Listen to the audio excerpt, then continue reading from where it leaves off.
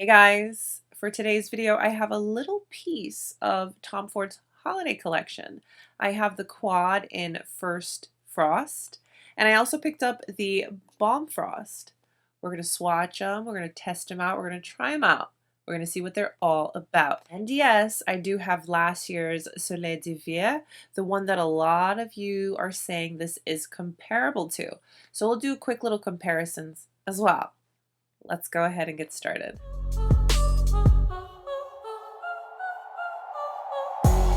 Hi, I'm Mo, which is short for Monique. Here on my channel, I test out, I review, and I share all things luxury beauty and skincare. If you're into that stuff, consider subscribing. And if you like today's video, please don't forget to give it a thumbs up. Okay, guys, woo! You know, this year feels a little different with holiday launches. And I mean, it's with obvious reason. But I feel that some collections are almost trickling their way in. So I was able to pick this up from Beautylish, and my goodness, was shipping rather quick. So these two products are the newest addition to the Soleil Neige collection from Tom Ford. Excuse me. Let's turn that off. Rude. So this is from Beautylish. This is the Soleil Neige Color Collection. Discover the limited edition collection from Tom Ford Beauty, inspired by solar rays of fresh snow. So this is the Soleil Neige Eye Color Quad. These are for coordinating eyeshadows and sparkling finishes, designed to create soft to bold Tom Ford eyes.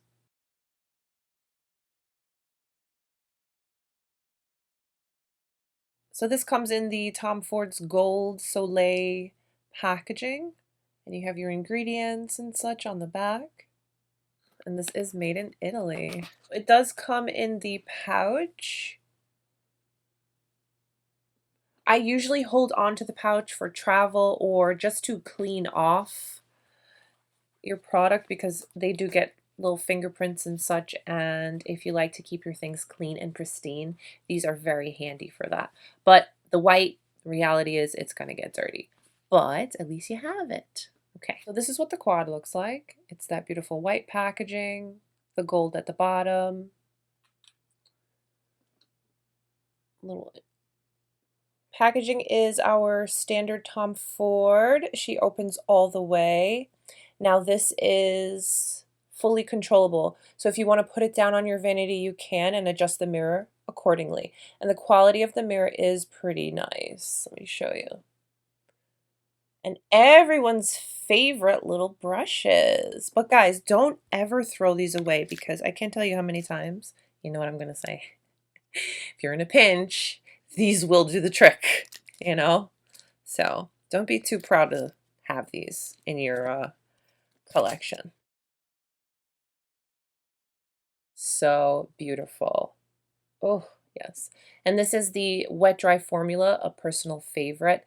I just have found the performance of these to just blow away almost all the other shadows that I've tried from Tom Ford, except for maybe these, the ones in the pot. I'm gonna go ahead and give you some swatches so you can get an idea of what to expect.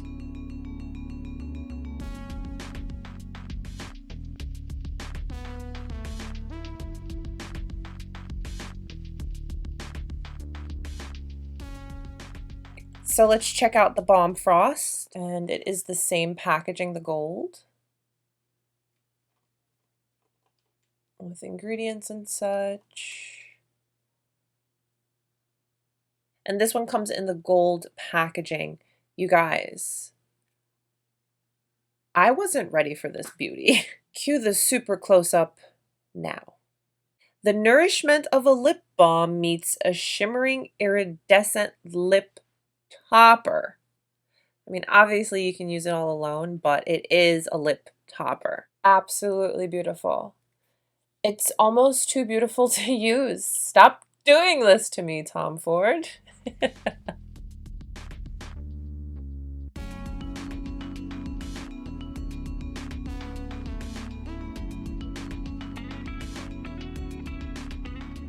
The last balmy kind of product that he released like this, I use very sparingly. So I know that I will be doing the same with this Balm Frost. All right, guys. So now that the little nitty-gritty details are out of the way, let's go ahead and create a couple of looks. So guys, I actually don't have a foundation cocktail on today. I know. Who am I? But what I did do is I mixed my Chantecaille Radiant Elixir with my Traceless Matte Foundation. And then for concealer, I have my concealer cocktail. So I didn't not completely cocktail today. I did the Sicily and the La Prairie. Whatever concealer was left, I used that on my lids today instead of a traditional eyeshadow primer, which works quite fine. Now these are all shimmery shades, and I'm going to stick to this palette only. But just looking at the color story and the swatches, you could definitely use each one of these shadows all on their own as a one and done. Just all over the lid and blend it into the crease, and they would be absolutely beautiful. But today we're going to get a little intricate and a little fancy, okay? I'm going to go into the darkest brown shade on a fluffy brush from Wayne Goss, a number 3. I'm going to blend that in my crease and my outer eye.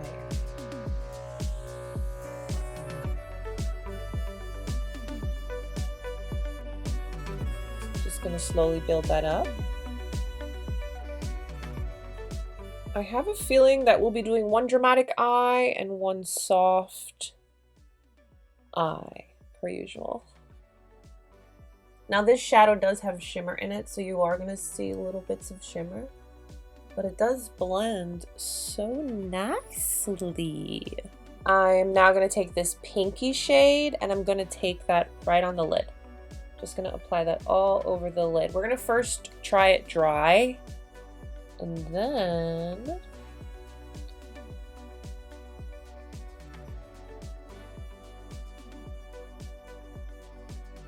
then let's see how it looks, and then we'll go in with it wet so you can see how much of an intensity.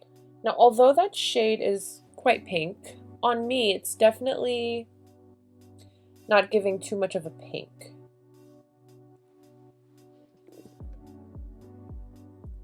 So I'm picking up that pink shade on my brush, and I have this close by, so I'm just going to use it. This is the Chantecaille Rose Water. I'm going to just spritz the brush. Ooh. Wow.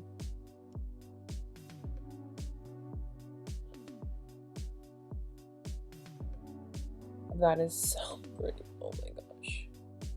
It's still not coming off pink. It's definitely coming off goldish pink, because even on the swatch it has that gold pink shift, which is fine. It's very beautiful. So if you were my skin tone and you're expecting a real true pink, you could probably get it if you have a pink base, but I think it's definitely going to be pulling goldy. So pretty. I'm going back in with the brush and that dark brown shade that we used prior to kind of just touch up. This is a Sonia G Worker Pro. I'm going to go into this lightest shade. I'm going in dry, and I'm going to apply that on the beginning portion of the eye, and also on the inner corner. Oh wow. Hello. And then where the two colors meet, I'm just going to pat. I'm just re-intensifying that outer eye color. And while I'm at it, let me go ahead and apply it to the lower lash line. This is the 207 from BK Beauty, and I am going into that darkest brown shade.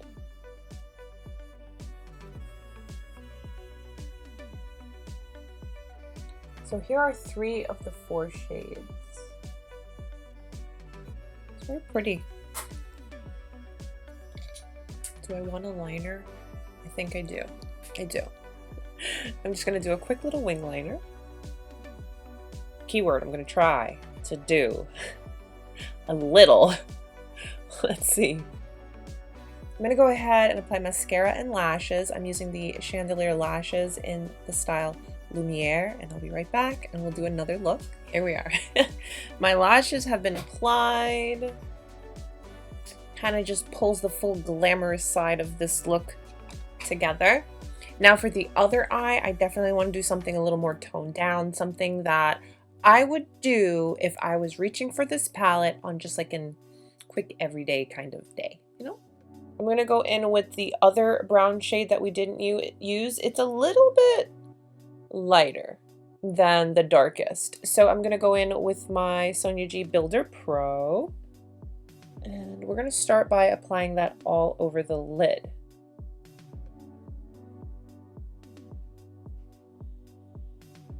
I am using it dry. Just blending this all over my lid. And I'm just building.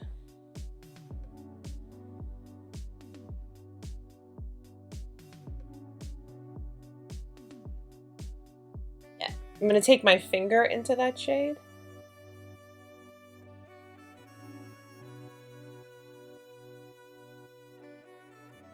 Look how pretty that shade is just on the lid. Oh, I have a clean Wing Gloss number 17. I'm just going to blend the edges. This is a beautiful shade for just the one and done days. Yeah, really pretty. I'm just blending the edges to kind of soften it. Cleaned off that Sonia G Builder Pro. I'm going to go into the pink shade.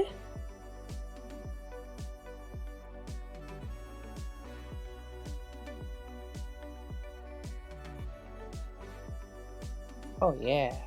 I'm gonna go into the darkest brown on the BK Beauty 207 and put that on the lower lash line. Taking the darkest brown shade, and this is a Wing Gloss number 7, little teeny guy. And I'm gonna use that to create a very soft liner. Doing this, it's a really great way to do a little depth on the eye, do a subtle liner, and keep it very soft. You see? Love the way that looks on the lid. So pretty. And you guys, my highlight is my usual, my Westman Atelier, that highlighter stick. I can't live without that thing now. I'm going to go ahead and put some mascara. And for this eye, we're going to do mascara only, because we're going to keep this as the softer, less dramatic eye. So here are our two looks. One for when you're in the mood to be hello, hi. And then the other, a lot softer, I like. Okay. Now guys, we have to try out the Balm Frost. As you can see, my lips, I have nothing on them. And you guys know me, I always have to have something on my lips because my lips are so dry. I'm gonna try this alone, and then I will try it as what it's intended to be, a lip topper.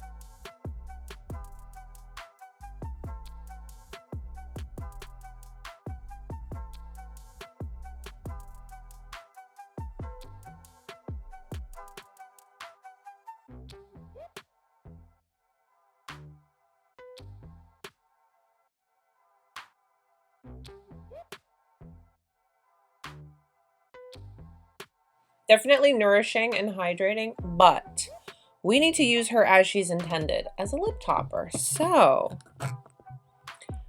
let me remove this. It's definitely a balm.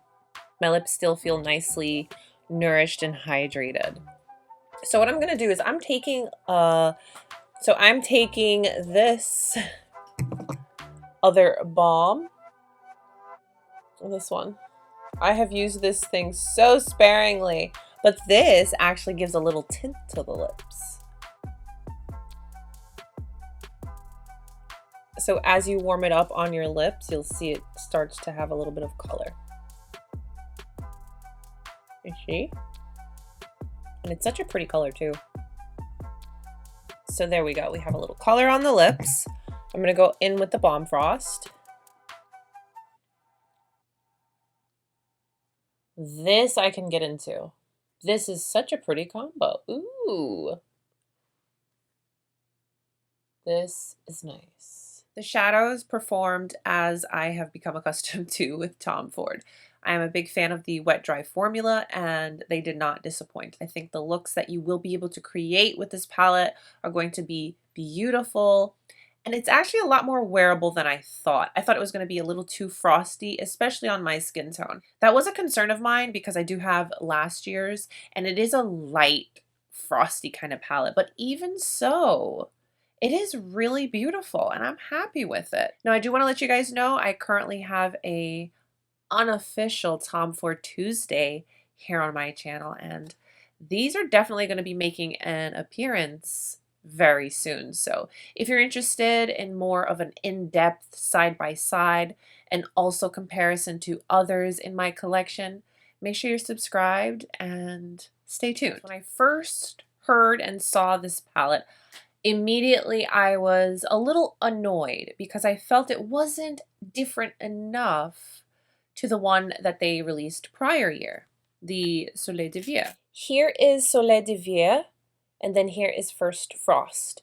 As you can see, Soleil D'Hiver is a lot more peachy, do I dare say, compared to First Frost, which is a little more pinky golden. I'll quickly swatch them side by side so that you can compare, but I will definitely get more in depth in my Tom Ford Tuesday video.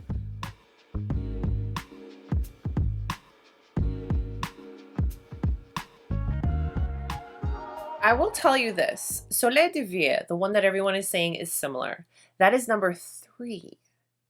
The First Frost is number 4, so I think that that was intentional. But we'll get into all the details and really dive deep in our Tom Ford Tuesday video. I am kind of excited to compare the two. I love doing that. I love digging through my collection and finding things and seeing, have we found something?